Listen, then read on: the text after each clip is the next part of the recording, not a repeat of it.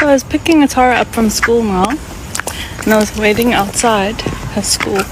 And then this little boy just drives past and goes, "Hey nigga," to me. Should I be offended? Or does he not know better?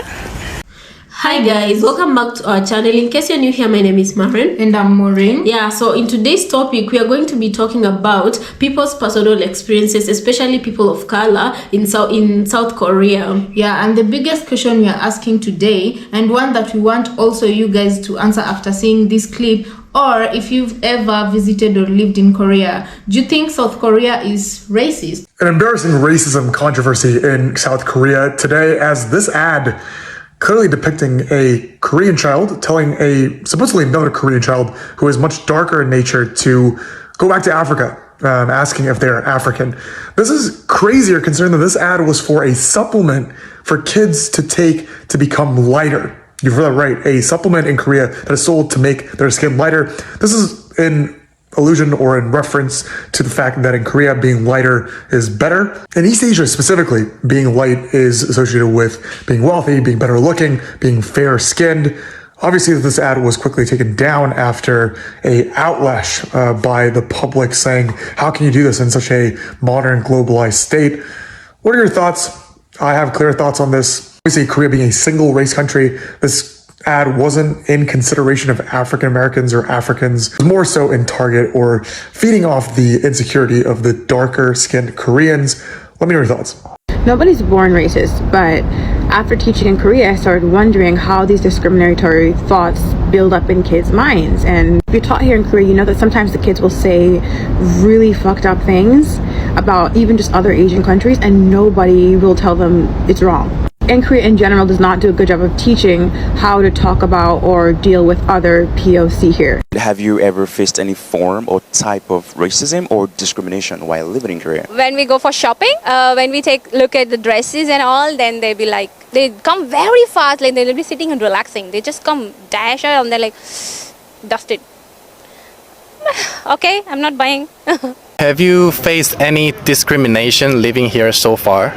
There was one time I was with my friend and we were just like at the station and this old guy just kind of spat in front of us. What? Of course, that's really racist, but you punch me? No. Are you ruining my day?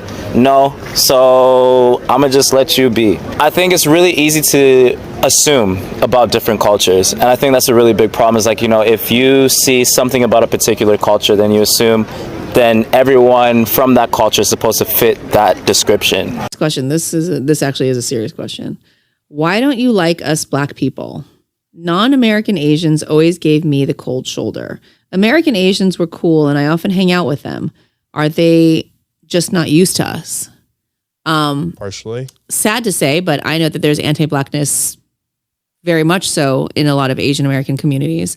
And obviously, unfortunately, anti-Blackness is global.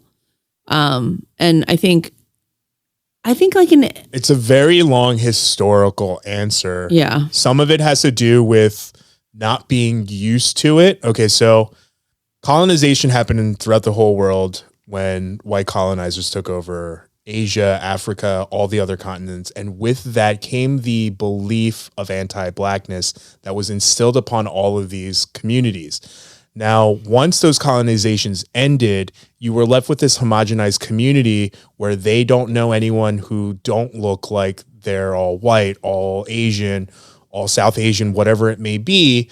And then all of a sudden you fast forward to having technology and Western media, because again, controlled by whiteness, is pushing out this message of that Black communities are gangsters, do this, they do that. And then that media gets pushed out into the world in the form of movies and TV shows. And now you take this homogenized community who has learned anti-Blackness through colonization and stuff like that, on top of the fact that it's then mixed with people who are learning about these races for the first time through fictionalized television that is controlled by white media.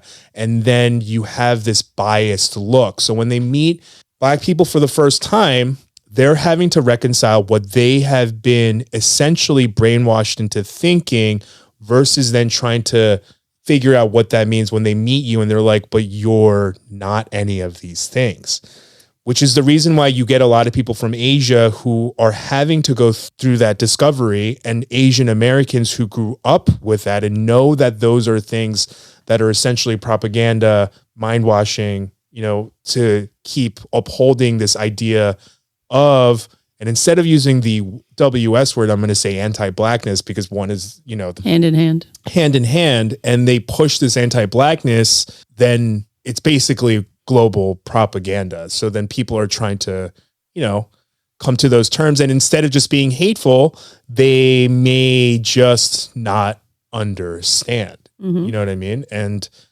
I think that's like the short end of it. Yeah. I mean, I have nothing to contribute. That was very concise. A lot of people are just conditioned to believe that Black people are whatever the conditioner wants you to believe they are. Yep. And, like my grandma, the only Black people she had ever seen were American soldiers in Korea.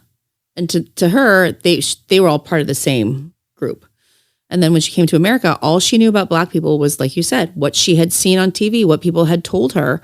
And so she was very distrusting of Black people. And I was like, how many Black people are just like everybody else? Like, I go to school with Black kids, like, and she was just like, oh no, they're very dangerous. I'm like, they're not. This is just what people wanted you to believe. But, what else did she know? You know what I mean? She's just this like, country girl from, uneducated, and is told by everybody in power what to believe. My God is better. My people are better. My guns are better. So she's like, okay, well, all of these things are better. So I better side with the better side. Is racism real in South Korea? Is the Republic of South Korea truly a racist country?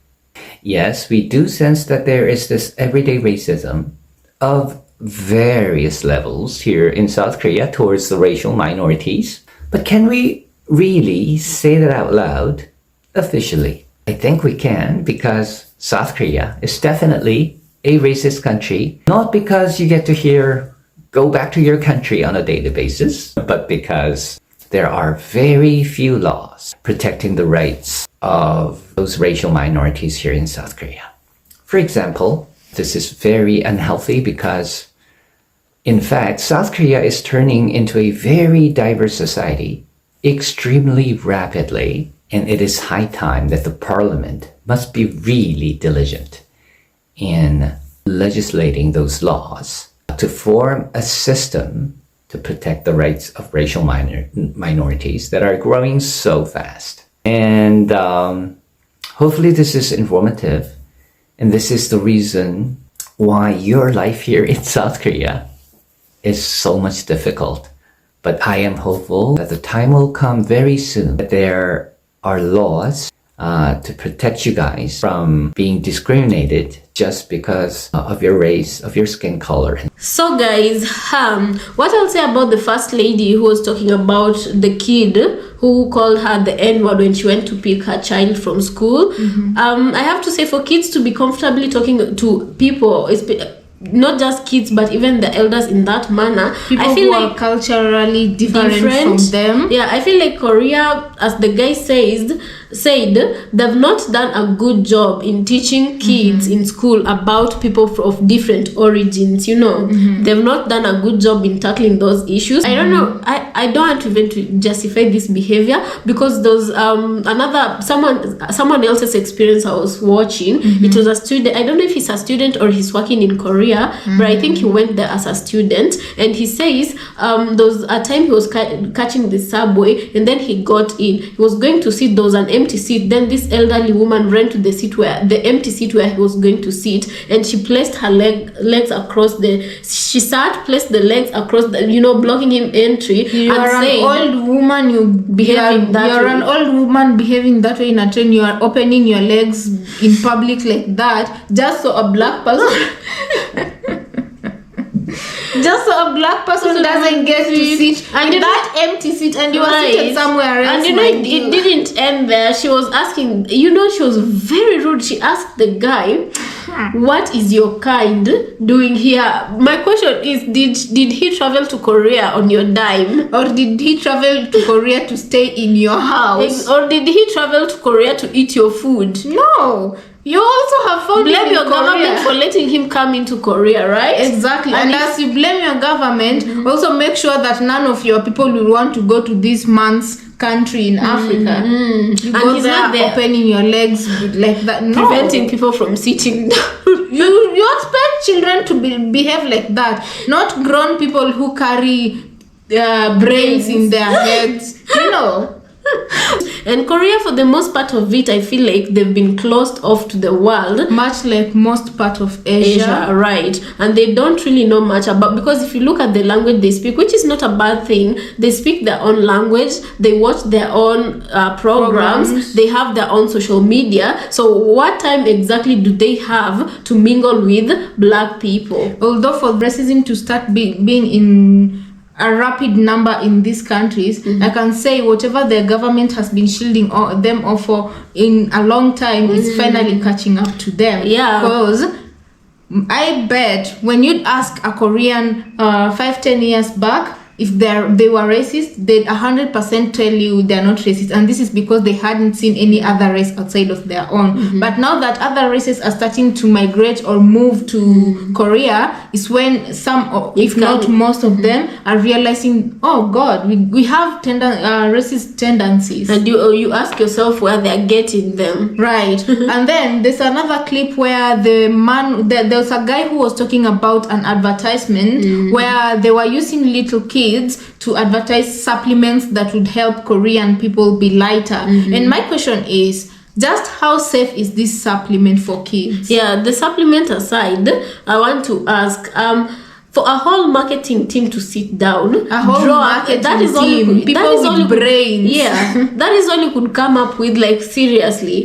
For a whole marketing team of a company to sit down, and you feel like it's okay to come up with such an ad, you all pass the checks, you pass the checks to use that advertisement specifically, and you feel like this is going to bring business, and you feel proud of yourself for accomplishing something, right? And then you go ahead and post it, and you only take it down just because you've gotten a backlash from the community. So right now, I'll really say there's no excuse for such behavior, because as the guy says, Korea is experiencing right now, they're experiencing rapid migration of people of other races coming into or going into Korea. You understand? Right now, we have a lot of black students who are going to Korea. We have a lot of people who are in the job industry markets. They're going into Korea for jobs, and people, just a lot of different groups and dynamics that is forcing Korea to live and mingle and interact with people of color, from other places. So it's their job to learn how to integrate with these people, because you picture this, if a Korean person comes out of Korea and then goes to America, what are they expecting to find? Other Koreans in America?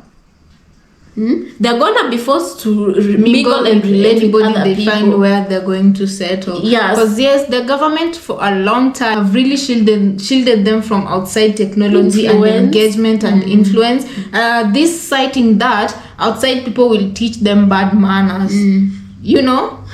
outside people will teach good Korean people bad manners. So with Korea, as well as they're experiencing the huge amount of migration into their country from people of color, now they're faced to interact with these people. That's the world. It's the you're world. meant to interact. You can't stop. You can't stop feet that are meant to be moving, that can't stay put in one place. You can't even a good example is a cat, your neighbor's cat, the one that usually comes to poop in your compound time and again, and it also has his own garden in his mother's compound, but he will just come purposefully to piss and poop in your garden or steal food. Yes, I'm not saying that black people go to piss in their gardens. My point is, you can't. It is human nature to move. Right. And it is human nature to migrate. So when humans do migrate, this is how we start, by having conversation, it's how we start being tolerant to each other. Yeah, and it helps that there are actually those who are sympathetic and tolerant in their society towards people who are different from them. Yeah. So you guys, let us know what you think about this episode. Do you think Koreans are racist? And for those of you who think they are, because we do, I feel like that's not even a question. Every place you go, it's not just an exception to Korea. Yeah. Every place you go, you're gonna find the people clashing, especially when it comes to culture, because one group comes from one place, the other group comes from another place, and when they integrate, there are things that they do differently. So this brings about unfair treatment right. each other. Right, and you know, some people are should so just grow up. People should grow up. You know. People should just grow up. And is the kind who lack exposure, although even those with the exposure do have this, you know. But as we usually say, Rome wasn't built in a day, and if there is a few Korean community that has started speaking up against these tendencies, that is the first step to implementing change. Because even in America, people, in order for them to get to where they are at, conversations were had. Right, it didn't start yesterday or today. Right. Yeah, it's a lifelong journey, a lifelong struggle. So guys, let us know what you think about this episode. And if you're new here, please consider subscribing. And we'll see you on our next episode.